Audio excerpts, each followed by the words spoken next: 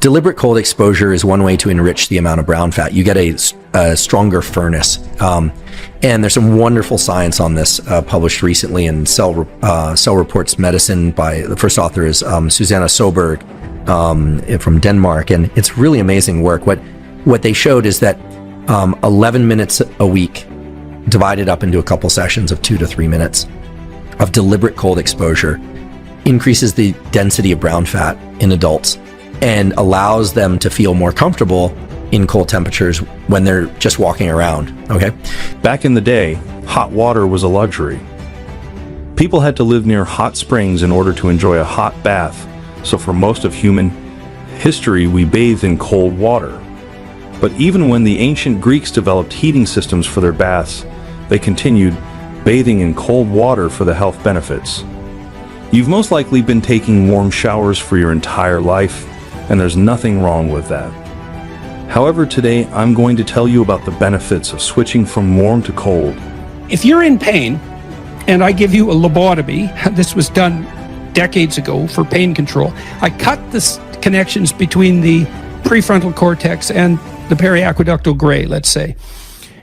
You still feel the pain, but it doesn't matter anymore. The emotional significance of the pain is gone, and so you feel much better as a consequence. Now, I'm not recommending lobotomies for pain, although modified leucotomies are still sometimes used for intractable pain.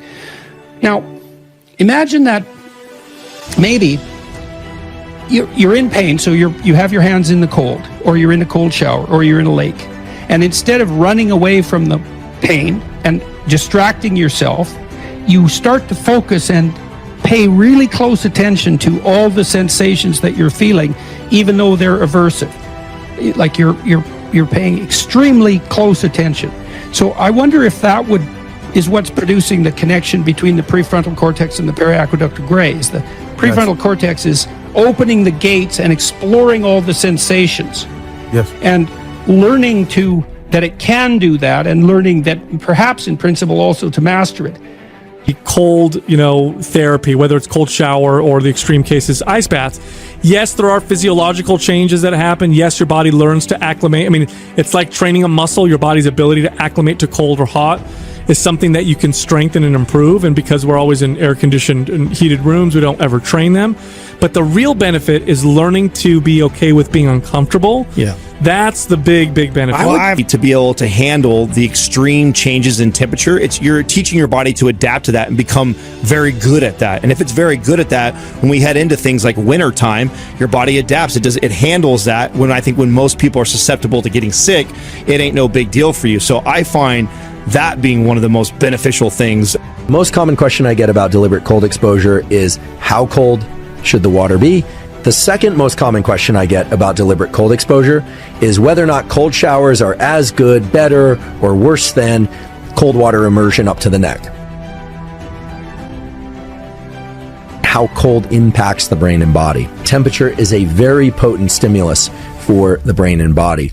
That also means that it carries certain hazards if it's not done correctly. You have a baseline level of temperature that is changing across the 24-hour cycle. So any use of deliberate cold exposure is going to be superimposed on that rhythm, that circadian rhythm, meaning that 24-hour rhythm. The basic contour of your circadian rhythm in temperature is that approximately 2 hours before the time you wake up is your so-called temperature minimum. So your temperature minimum is a time within the 24-hour cycle when your body temperature is at its lowest. So if you normally wake up around 6 a.m., your temperature minimum is probably about 4 a.m. If you normally wake up at about 7 a.m., your temperature minimum is probably about 5 a.m. It's not exactly 2 hours before your wake-up time. It's approximately 2 hours before your wake-up time. If you have trouble getting up for the day, cold shower is a good cure for your sleepy morning. A change in body temperature sends your body into a slight state of shock, which instantly boosts your alertness and the feeling of being awake. The freezing water is going to get your heart pounding, lungs pumping, and eyes wide open. When you get hit by the cold water, it forces you to start breathing more deeply, and you'll get more oxygen into your body. It's like entering a meditative state. Your heart rate will also increase, and it's going to feel like drinking a cup of coffee. You'll have extra energy to be more productive and tackle the rest of the day.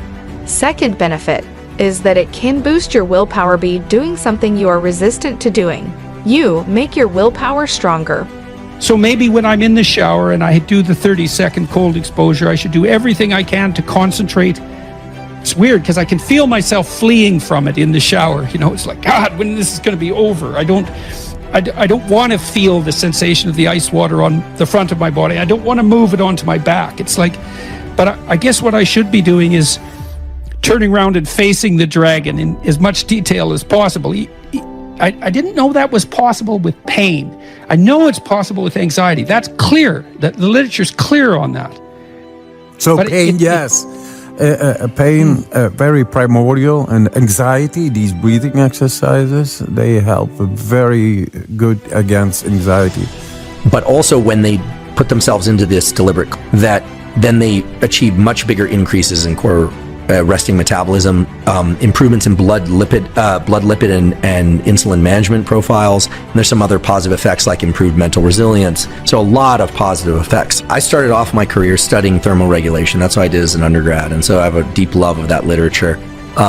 We have a storage of healthy fat in our body called brown fat, which is literally brown under the microscope because it's rich with mitochondria. Think of it as the oil in a candle. It allows you to feel warm in cold temperatures, and it acts as a furnace for your metabolism. It's generally enriched around the clavicles, upper back, and around the heart, a little bit around the liver. It's not the blubbery fat that people generally want to have less of. It's a deep tissue fat. It's really healthy. Children have a lot of it. You tend to lose it over time unless you do cold exposure. As you go from your temperature minimum to the time in which you are going to awake, your temperature is rising slightly. And then at the point where you wake up, your temperature starts to go up more sharply and will continue to go up into the early and sometimes even into the late afternoon. And then sometime in the late afternoon and evening, your temperature will start to decline, and indeed, as you approach sleep, your body temperature will drop by anywhere from 1 to 3 degrees. And in fact, that decrease in core body temperature is important, if not essential, for getting into and staying in deep sleep.